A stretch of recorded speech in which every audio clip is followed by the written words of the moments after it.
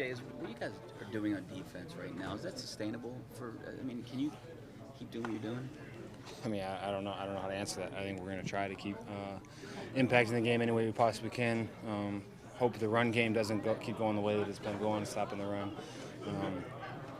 We just want to continue to make plays and provide the offense with opportunities where we're holding the team to either turnovers or field goals.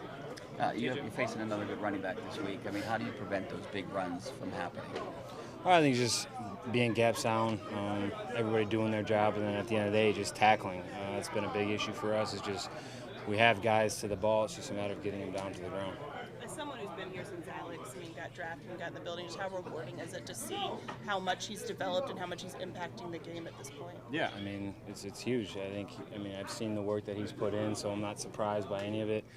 He loves the game. He loves the process of getting better, and hard work is rewarded, and that's what we're seeing for him. What is it about the two of you that you do seem to complement each other so well? Just why do you feel like you have that chemistry? What's like that? We both love getting after the quarterback, and we love playing the run. I think it's just kind of a passion for the game. And like I just said, the process, too. It's not just what happens on Sundays or Mondays or Thursdays or Saturdays, whatever the hell day we play.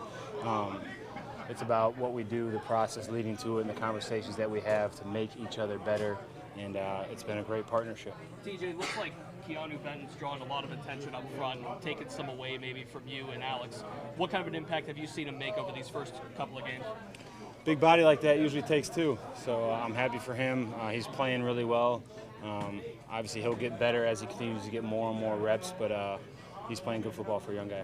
TJ, what did you guys do well against Jacobs last year? Was it just finishing? You did a good job finishing tackles against him? Yeah, it was just playing gap sound football and tackling. Like I said, I feel like those long runs, especially last week, we had him kind of bottled up and then he gets out. So it's just a matter of getting the guy on the ground. But, I mean, we've had tough challenges every week with good runners, so this week is no different. Do the Raiders run the ball differently, or is it a lot of the same kind of stuff, just with a different running back? I mean, there's not really many different ways you can run the ball, honestly. The NFL is all about man on a man and trying to get a guy down, so that's going to be the task this week. You faced good offensive lines the first 2 games, but the Raiders haven't allowed a sack so far through 2 games. What are they doing so well? Is it protection? Is it Jimmy G getting the ball out quick? What have you seen that's allowed them to do that? Yeah, it's a little bit of both. Complementary football. If you're able to run the ball, able to be in those manageable downs, you're not having to drop back and pass as much, or those 5-step drops that take a little longer to develop. Max protection. He's getting the ball out quickly, and also the offensive line is playing some pretty good football too. So there's not just one factor. TJ, I know you obviously don't go against Garrett or against Nick Bosa, but when you have another elite edge rusher in the same stadium as you, in any way can that heighten your performance, or does that add any kind of motivation to you? I'm so focused on what we're doing here. I always appreciate those guys that are doing it at a high level, but I can't focus on that too much. As a pass rusher, do you pay any attention to some of these advanced statistics, these modern metrics, pass rush, win rate, sacks created? I mean, do you ever look at that? I don't have time for all that stuff, honestly. It's a short week here. It's just not enough time to take a look at all that stuff. In off seasons, do you ever study some of the context around those stats, or what people in those metrics communities are? No. It's all about the sacks and the TFLs. It's about winning games, honestly. Yeah. About winning games. Yep. Something where you need to slow down Jacobs first. And then... Yeah, 100%. We know that he had not an ideal game for himself last week. I believe 9 yards or something like that. So we know that they're going to try to implement him in the game plan early and often.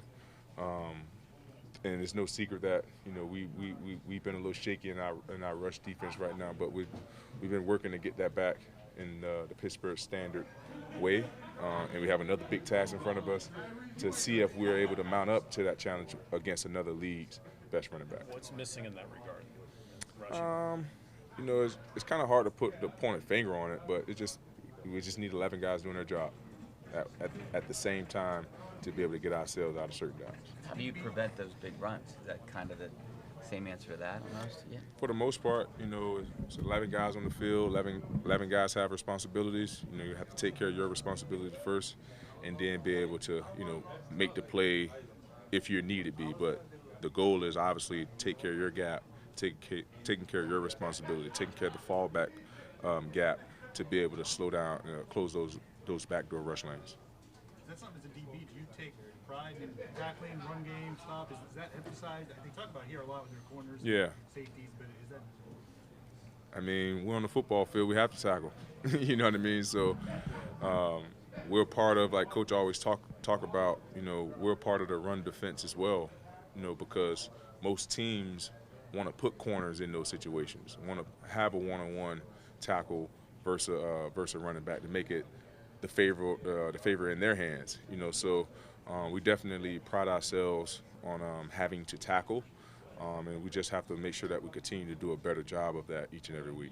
In your eyes, what's Joey doing well that's earning him more playing time? Just being where he's supposed to be, understanding the task at hand when he's given a responsibility. He comes to work each and every day, learning from guys, film study early in the morning. Just want to be in the best position possible, because if you look at it, when Joey do come in the game, it's money down. So we don't have no time for mistakes. And 9 times out of 10, they're coming probably at the youngest guy in the secondary, and he's been doing a great job of holding up. And I'm just so happy for him with the early success that he's having to continue to build on it. How much does that amp you guys up when he makes a big play like the one he had at the end of the game last Man, week? it makes me, well, it makes all of us just happy for him, because we know all the hard work that he put in. We know the pressure that he has coming in, playing behind his dad, being drafted by his dad's team, you know, being here since he was a little boy. But he's not let any of that, you know, deter him from being the best player that he can be. Like I say, he comes to work each and every day with his head down, focus on a task, focus on a specific job that he has to get better at or work on, and then we find out what we have to work on the next day. And that's how you end up lasting in this league a very long time, not being satisfied, always finding ways to continue to sharpen your craft. You also talk to him about patience. I'm sure everybody wants to play every down when you're a rookie, but that there is a process that you have to go through. It's definitely a process, and I believe Coach Tomlin does a great job of spoon-feeding the young guys. You know, spoon-feeding the young guys to where when it is their time to show, they had a little taste of it. You know, because in this league, you know, this league will chew you up and spit you out very, very quickly. And if a young guy, you know, seems to find, you know, no success early, who knows where his career may go. You know, so Coach does a great job of spoon-feeding the guys, not giving them too much, but also not giving them too little to where they're still wanting more. In all your matchups with Garoppolo over the years, what's unique about him? What stands out when he has a good game versus when he can get to it? He doesn't turn the ball over. It's very, very hard to get an interception off him because he has a great understanding of knowing where his outlets are, his second and third progression is, the check down receivers, the guys that are over in the flats.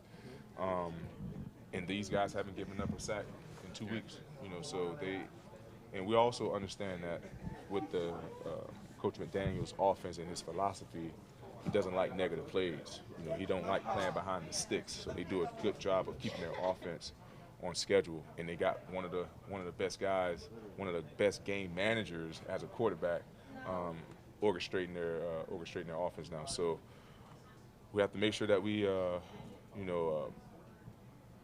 rattle him as much as we can while he's in the pocket.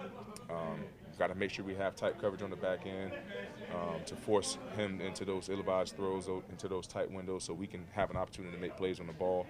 But Jimmy G he's a winner, man. He just finds ways to win ball games and also not to turn the ball over and put his teams in harm's way. I remember you talking about when you were with Arizona, kind of getting introduced to what Steelers fans can do to a road venue. Are you looking forward to that? I am. I'm definitely looking forward to my first regular season away game as a Pittsburgh Steeler, because I'll never forget I think it was 2011, maybe 12. And it wasn't many Arizona Cardinals fans in there, you know, so I can only imagine what it's going to be like going over to Vegas, because that's another story franchise, and it's always a battle between who has the better fans and who has the better atmosphere. So I'm sure that our fans are going to come up and show out and give us that winning edge. Anything else? Thanks, Patrick. Did you get more time out there this week?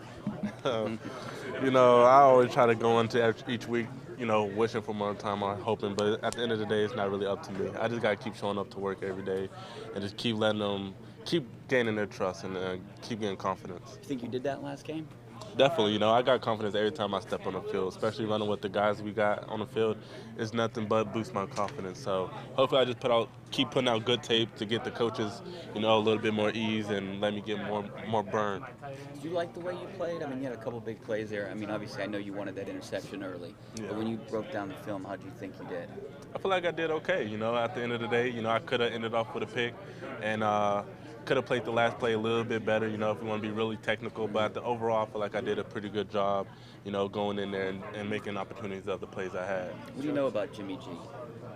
I know Jimmy G's a great player. I've been watching football a lot. I've been playing Madden a lot for a while, so I know him off the Patriots, and he had his stint with them in the 49ers. And so Jimmy G's been in the league for a great time now. He's a good quarterback, and we just got to make it difficult for him. Joe, as a defense, what are you guys working on to be more consistent, especially against the run? Really just keep communicating. That's the biggest thing for a defense to be great is communication. And once we get that down packed, I feel like everybody will be in the right position to make the right plays. You said the last play, you might want to do something. He didn't throw a flag, so it's not a penalty. Yeah. Is that what you're thinking? Or you did it, you're looking around thinking, Yeah, because you never know with the NFL. Like some plays look like a hold and some don't. I've seen worse get called or not get called, so it's a give or take. It's really who you're dealing with as a ref, so you always got to make sure if it was a flag or not, especially on a 4th and 9. So, got lucky if you say so, but I feel like it was a good play. So is that something you guys know going into a game, like, hey, this crew's gonna let you get away with more, or is that something you get a feel for as the game goes on? It's really a feel. I really don't know any refs. This is my second game, so I don't really know the crew or not, but it's really just a feel for the game. Talk to the refs throughout. If they're talking to you, communicating with you, you can kind of get a sense of what they're looking for and stuff like that. So you can really get it from there. Sometimes when you break down certain plays like that, I mean, we're looking at it in slow motion sometimes, and it looks like a penalty, but it's so fast that it might not be.